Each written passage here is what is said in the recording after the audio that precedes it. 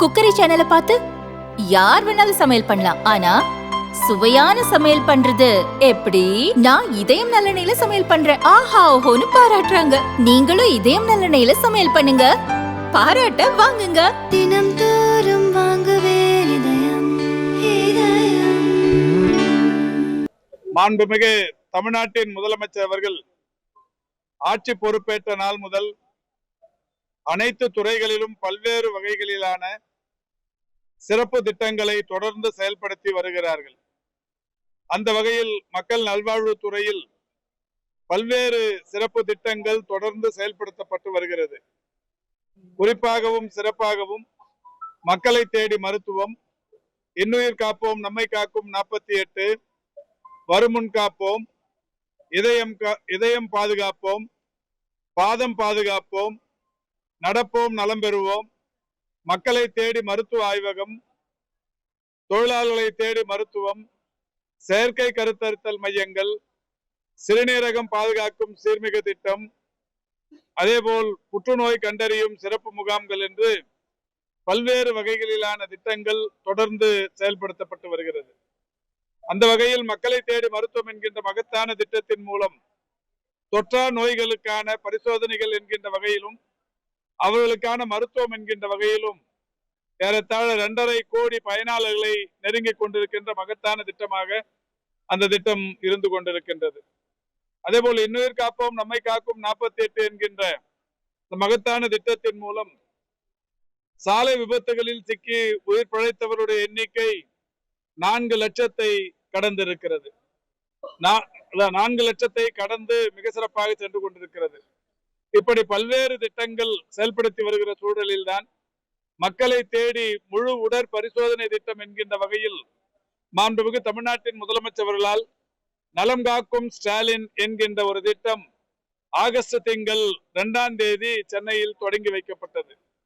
ஒவ்வொரு வாரமும் சனிக்கிழமைகளில் இந்த முகாம்கள் நடத்தப்படும் என்று அறிவிப்பு வெளியானது. அந்த வகையில் இன்றைக்கு 9வது வாரமாக நலம் காக்கும் ஸ்டாலின் என்கின்ற இந்த மகத்தான திட்டம் இன்றைக்கு இங்கே நடைபெற்றுக் கொண்டிருக்கின்றது.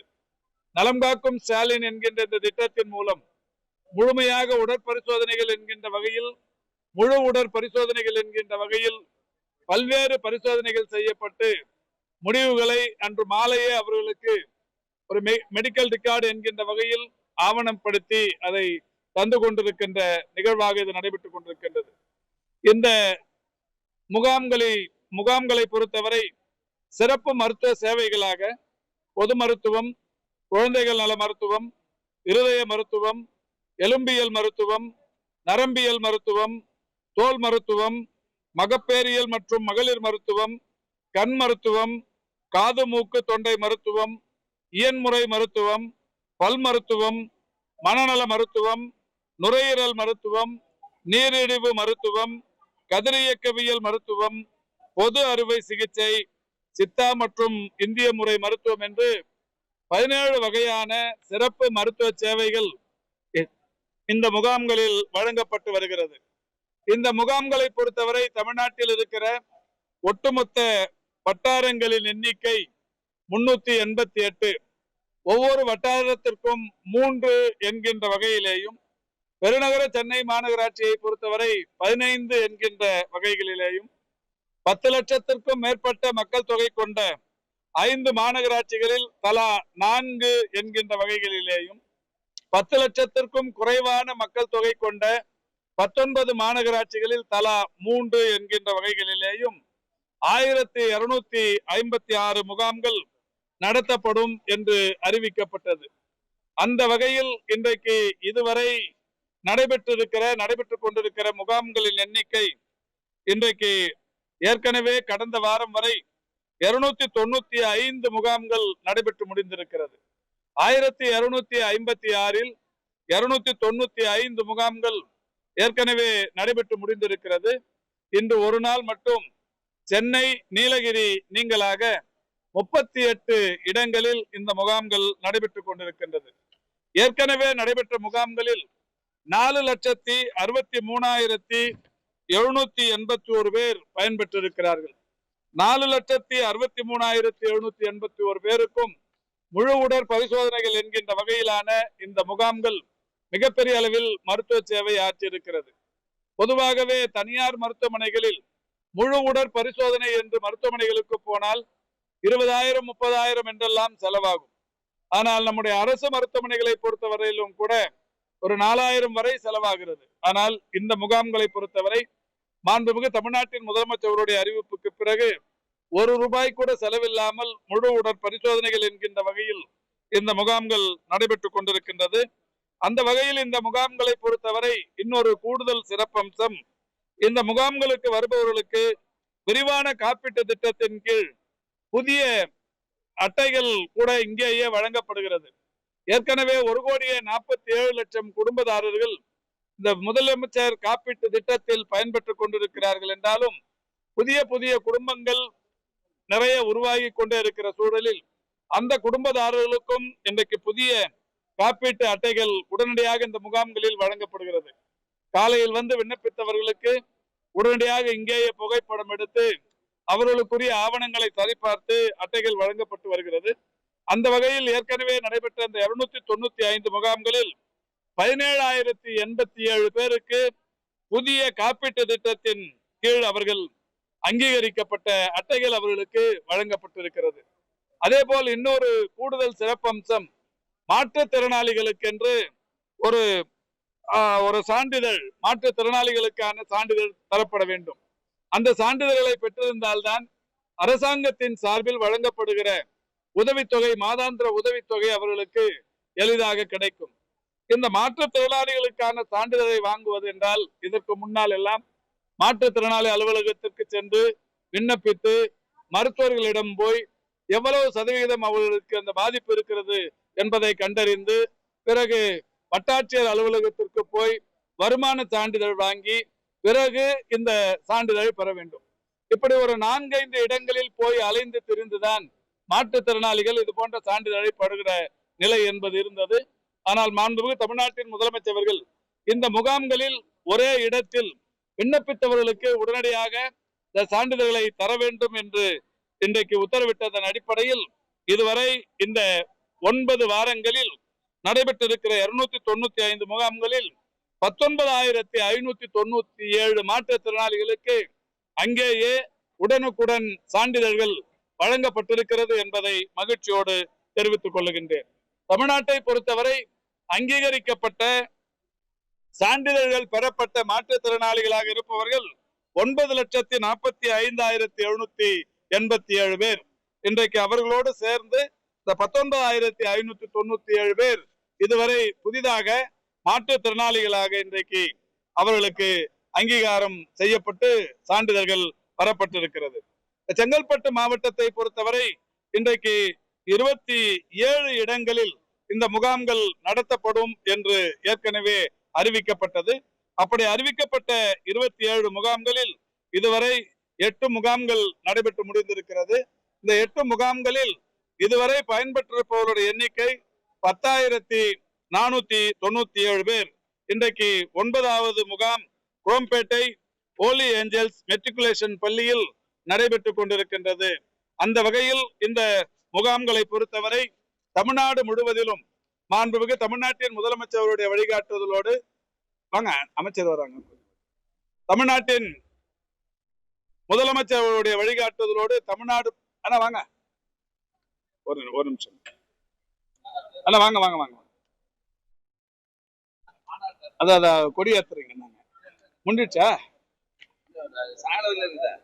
இல்ல காலைல கொடியேற்ற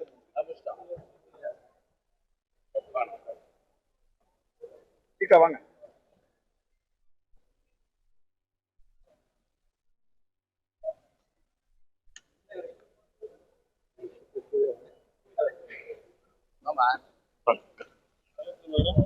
அந்த வகையில் இதுவரை நடைபெற்ற 295 முகாம்களிலும் தமிழ்நாடு முழுவதிலும் 4,63,781 பேர் பயன்பெற்றிருக்கிறார்கள்.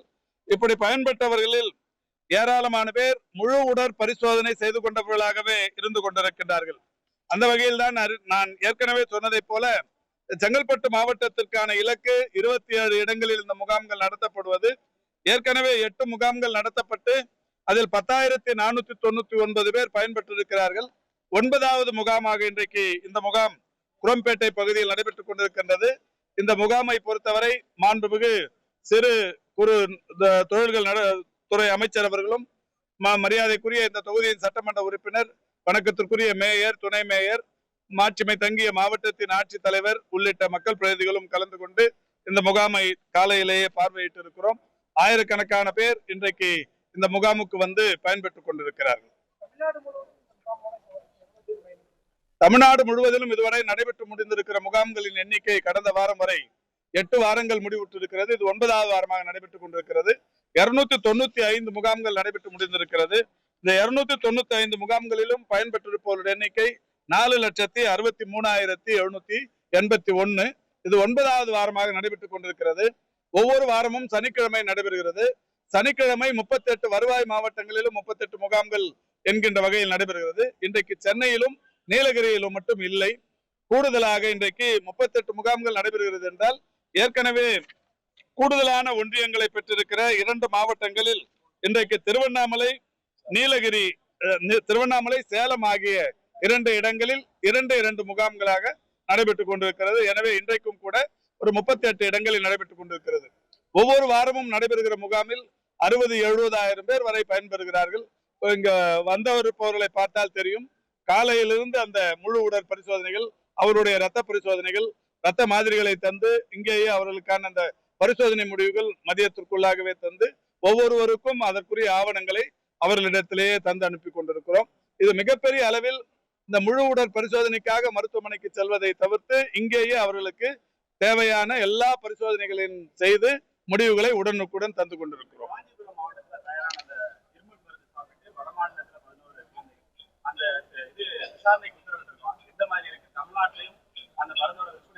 இல்ல, அதுதான் இப்போ அந்த ட்ரக் கண்ட்ரோலர் கையில சொல்லி உடனடியா அந்த நடவடிக்கைக்கும் அது எந்த மாதிரியான மருந்து, காலாவதியான மருந்து அவர்கள் பயன்படுத்தினார்களா, எந்த மருந்து கொடுத்து அனுப்புனாங்க, இது சம்பந்தமா முழு விசாரணைக்கு உத்தரவிடப்பட்டிருக்கிறது.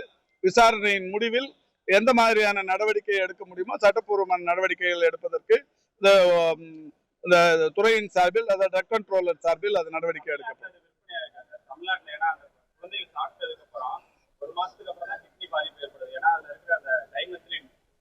இல்ல, எல்லா கோணங்களிலும் விசாரணை நடத்த சொல்லியிருக்கிறோம்.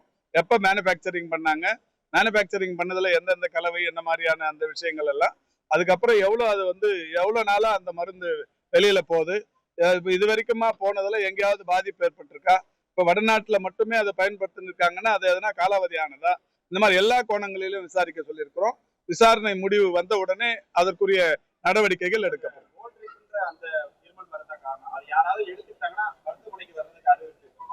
இல்ல, இப்ப அந்த மாதிரி இங்க இது வரைக்கும் தமிழ்நாட்டுல எங்கேயும் இல்ல, வேற மாநிலங்கள்லயும் எங்கேயும் இல்ல. அவங்க இந்தியா முழுக்க இருக்கிற ஒரு சென்ட்ரலைஸ்டு ஒரு யூனிட் தான், வேற எங்கேயும் அந்த மாதிரியான புகார் இல்லை. நான் ஏற்கனவே சொன்ன மாதிரி இது காலாவதியான மருந்துகள் கொடுக்கும் போதுதான் அந்த மாதிரியான ஒரு சூழல் ஏற்படும். இது எல்லா கோணத்திலையும் விசாரிக்க சொல்லியிருக்கிறோம். விசாரணையின் முடிவில் அது என்ன மாதிரியான இது வரும், ஆமா அது சொல்லி இல்ல. பொதுவாவே அதாவது வடகிழக்கு பருவமழை தொடங்கும் ஒவ்வொரு பருவமழைக்கு முன்னாலேயும் இந்த காய்ச்சல், இருமல், சளி இந்த மாதிரியான பாதிப்புகள் என்பது வருவது இயற்கையான ஒன்று. இதை பாதுகாப்பதற்குத்தான் அந்த ஒவ்வொரு மழை காலத்திலையும் ஆயிரக்கணக்கான மருத்துவ முகாம்களை மாண்புமிகு முதல்வர் அவருடைய வழிகாட்டுதலோடு நம்ம மழைக்கால சிறப்பு மருத்துவ முகாம்கள் என்று நடத்தி கொண்டிருக்கின்றோம். அந்த வகையில் பருவமழை இன்னும் தொடங்கல.